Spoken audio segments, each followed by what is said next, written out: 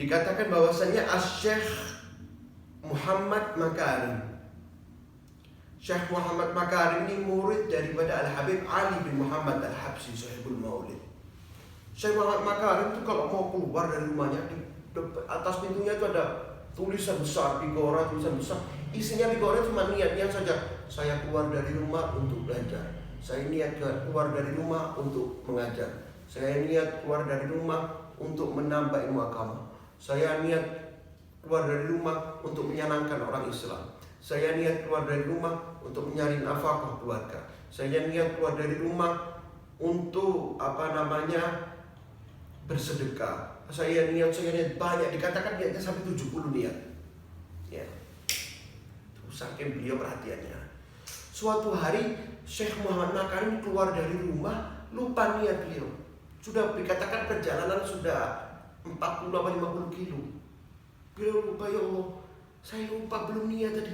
Rela beliau balik perjalanan jauh ini, puluhan kilo, 20 kilo. Rela jalan kaki ya, bukan pakai mobil. Rela balik hanya untuk baca niat-niat tersebut. Lantas beliau melanjutkan perjalanannya itu. Nah, Syekh Muhammad Makarim tidak berbuat demikian karena beliau benar-benar mengetahui akan fadilahnya, akan baiknya, akan besarnya pahala orang ketika memperbanyak niat-niat baik di segala amalan-amalan dia. Ini itu harus kita perhatikan ya. Amalan disusun di dalam kita belajar ilmu agama. Jangan sampai ada niat-niat jelek, niat pengen dihormati orang, niat pengen dicium tangan, niat pengen didudukkan di depan, niat pengen diagungkan sama orang kamu, nggak ada. Itu niatnya dari setan. Berarti setan itu tahu orang mondok, orang belajar agama itu pahalanya sangat-sangat besar. Maka sama setan itu dibisikin dia biar ada niat-niat busuk, biar dia tidak bisa mendapatkan pahala yang besar tadi. Makanya dikatakan bahwasanya fa inna fagihan wahidan asyaddu ala syaitan min alfi abid. Setan tuh dikatakan setan tuh lebih baik ketemu 1000 orang ahli ibadah daripada 1 orang yang mengerti agama ahli fikih. 1000 orang ahli ibadah. Orang ahli ibadah itu berat. Kita ini mungkin belum bisa dikatakan orang yang ahli ibadah. Iya. Orang ahli ibadah itu yang sholatnya selalu berjamaah, puasa Senin Kamis, nggak pernah ganggu orang, ibadah terus. Ya, kita belum bisa katakan itu. Kata setan, lebih baik saya ketemu 1000 orang ahli ibadah daripada 1 orang ahli fikih, orang ahli agama. Dan kita ini semua mudah-mudahan termasuk orang-orang nanti bisa menjadi ahli fikih. Nah, setan itu takut kita menjadi ahli fikih, diberi bisikan-bisikan tadi sama setan, disuruh niat-niat jelek. Mondok kamu, biar kamu dihormati orang kamu, biar dicium tangan kamu, biar di ini, biar di ini, biar ini. Enggak puas terus setan itu meneror. Bagaimana caranya kita tidak bisa menjadi orang satu fikih tadi? Gagal. Orang-orang bisikin, udah berhenti aja, ngapain mondok, ngapain pesantren, ngapain belajar ilmu agama terus, ayo kuliah, ayo ini, ayo ini, ayo ini. Takut terus serangan setan itu datang terus bertubi-tubi.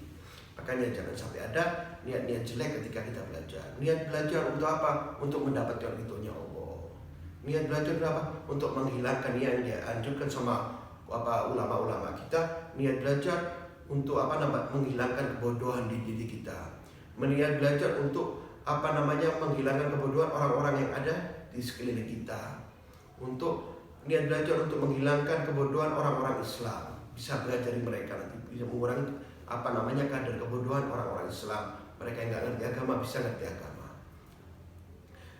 Niat belajar agama untuk kita semakin berpegang dalam agama Islam, semakin kuat berpegang dengan agama Islam. Niat belajar untuk memberi faedah sama orang, untuk mendapatkan faedah. Terus niat-niat baik itu terus kita timbulkan. Jangan ada niat-niat busuk yang sampai terlintas di dalam hati kita. Mudah-mudahan kita termasuk santri-santri yang ikhlas di dalam belajar, santri-santri yang dijauhkan di dalam niat-niat yang busuk tadi. Amin ya rabbal alamin. Terus dijaga hati kita. kita. Jangan sampai ada niat-niat busuk yang sampai berterusan dalam hati kita. Ada niat busuk, udah langsung kebuang. Kita lanjutkan hadis selanjutnya. Al-haditsu tasi, hadis yang ke-9.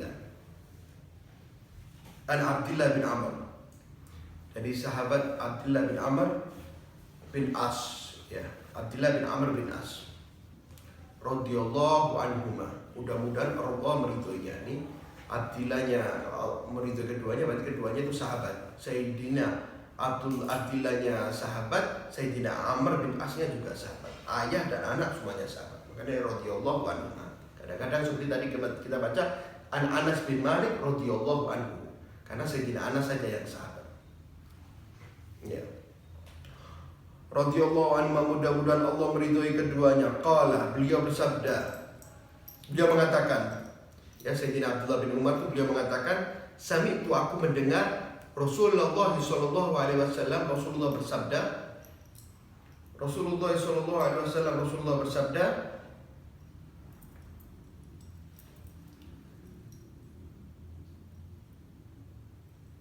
ya, dulu Rasulullah mengatakan, Rasulullah berfirman, innallaha, sesungguhnya Allah subhanahu wa ta'ala, la yakbidul ilma, tidak mencabut ilmu.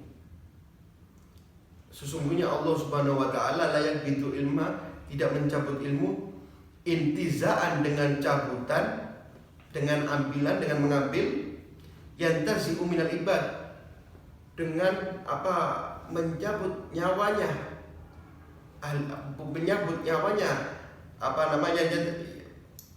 nyawanya para manusia.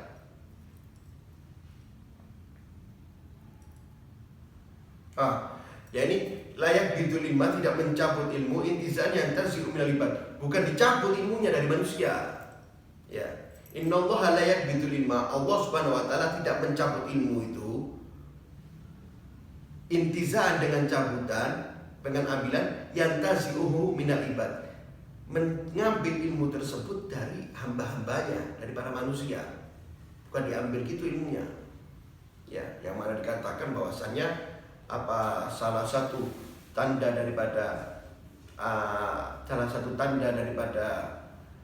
kiamat itu an yurfa'al ilm. Salah satu dekat-dekatan kiamat akan diangkatnya ilmu. Jadi diangkatnya ilmu itu bukan diambil ilmu orang udah hafal, kau tuh diambil, bukan begitu. Yang katakan maksud Rasulullah dalam hadisnya, akan tetapi bagaimana dicabutnya ilmu itu, diambilnya ilmu itu. Walakin yakbidul ilma, akan tetapi mencabut ilmu, mencabut ilmu, bigobdil ulama, dengan ditariknya nyawanya para ulama, meninggalnya para ulama. Ya, bigobdil ulama, dengan meninggalnya, ditarik rohnya dengan wafatnya para ulama. Ya, jadi bukan ilmu toto diambil, yang aslinya hafalan Quran toto diambil Al-Quran, apalannya diambil toto bodoh, bukan seperti itu. Tanda-tanda kiamat itu nanti udah dekat kiamat itu ilmu akan ditarik oleh Allah. Ditarik bagaimana? Bukan ditarik orang yang aslinya hafal menjadi nggak hafal, enggak. Ulama-ulamanya itu meninggal, ditarik sama Allah, diangkat sama Allah, rohnya meninggal semua. Itu salah satu tanda daripada nanti akhir-akhir kiamat. Terus ulama-ulama itu bakal meninggal semua. Lantas bagaimana ketika ulama sudah meninggal semua? Hatta sehingga idza lam yubqi aliman, tidak tersisa sama sekali seorang alim. Ya, idza apabila lam yubqi aliman, tidak tersisa sama sekali orang alim. Idza apabila lam yubqi, tidak tersisa sama sekali orang alim. Sudah nggak ada sama sekali orang alim. Kalau udah nggak ada orang sama sekali orang alim, ittakhadha, memilih. Ittakhadha, memilih. Siapa yang memilih? Annasu, manusia, ru'usan juhalan, memilih manusia pemimpin-pemimpin yang bodoh.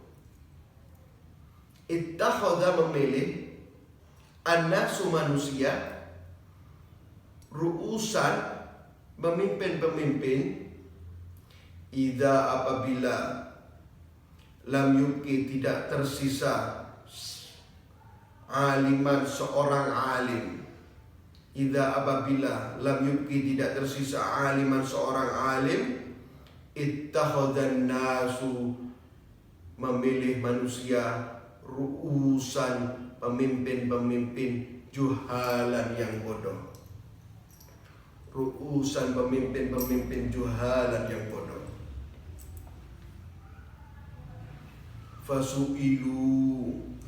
Fasu'ilu maka ditanya orang pemimpin-pemimpin yang bodoh tadi.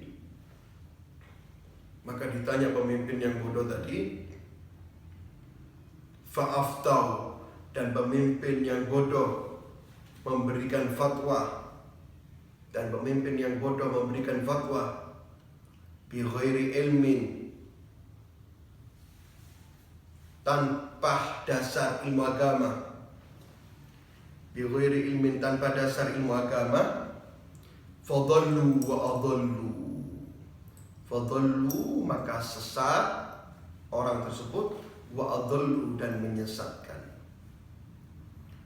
Fadallu maka sesat, wa adallu dan menyesatkan. Ya. Muttafaqun alaih. Ya, muttafaqun alaih ini hadis yang diriwayatkan oleh Bukhari dan Muslim.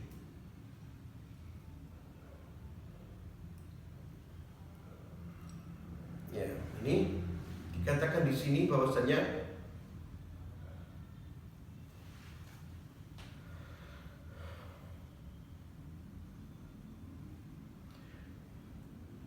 kelak di akhir orang udah mau dekat kiamat itu, dikatakan di dalam hadis an yurfa'al inna min asradis sa'ah an yurfa'al ilm. Salah satu tanda daripada kiamat, tanda-tanda dekatnya kiamat akan diangkatnya ilmu. Diangkat ilmu bagaimana? Apa diangkat ilmu dengan begitu saja? Apa namanya? Dengan toto hafal, toto nggak hilang? Enggak. Maksudnya diangkatnya ilmu dengan apa? Dengan meninggalnya para ulama-ulama. Meninggalnya para ulama. Lantas nanti kalau dari di kiamat, dekat kiamat itu ulama udah habis, sudah nggak ada sama sekali. Nah, ketika ulama sudah tidak ada sama sekali, pemimpin-pemimpin orang-orang ini pada bingung untuk menjadikan figur, menjadikan pemimpin, menjadikan kiai di kampung itu. Iya. Akhirnya yang dicari, aduh, ini orang kelihatannya sarungan ini kelihatannya baik ini, gak taunya dia dijadikan pemimpin. Ini kelihatannya mukanya orang baik, gak taunya dijadikan pemimpin. Padahal orang itu tidak ada dasar ilmu agama. Ketika dia bermasalah di kampung situ, tanya gak tanya sama pemimpin tadi, Pak Ustadz, bagaimana Pak Kiai, bagaimana hukumnya? Begini.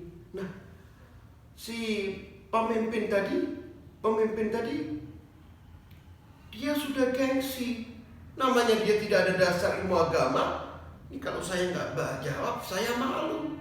Orang kampung sudah menjadikan saya sebagai panutan. Saya sudah dihormatin sama orang kampung. Kalau saya nggak jawab, saya malu. Maka dia menjawab tanpa dasar ilmu agama, maka menunjukkan dia itu sesat dan dia menyesatkan orang lain. Terus penuh kesesatan sampai datanglah akhir kiamat tadi. Sekarang sudah kita lihat, zaman sekarang sudah banyak ulama-ulama yang meninggal. Maka kita ini santri-santri harus semakin semangat. Kita harus menimbulkan ulama-ulama yang sangat banyak. Istilahnya mati satu tumbuh 1000. Kita harus punya himmah, kita harus punya kekuatan, keinginan yang kuat untuk menjadikan diri kita sebagai penerus mereka, menjadi ustadz yang ikhlas, menjadi ustadz yang baik, yang bisa menyebarkan Islam, yang bisa menyenangkan Islam, bisa menyebarkan Islam di dunia ini, bisa mengulangi kadar orang bodoh di dunia ini. Ya, terus semangat, dan itu yang akan menjadikan amalan yang sangat tinggi di pahalanya. Terus harus semangat. Mudah-mudahan kita termasuk santri-santri yang bisa semangat, santri-santri yang terus diberi kekuatan melawan setan, melawan godaan setan, untuk terus belajar ilmu agama, dan bisa mengamalkan dengan ikhlas, memberi manfaat orang muslim di dunia ini. Amin ya rabbal alamin. Bismillahirrahmanirrahim. Amin ya rabbal alamin. Bismillahirrahmanirrahim. Subhanakallahumma wa bihamdika asyhadu an la ilaha illa anta astaghfiruka wa atubu ilaik.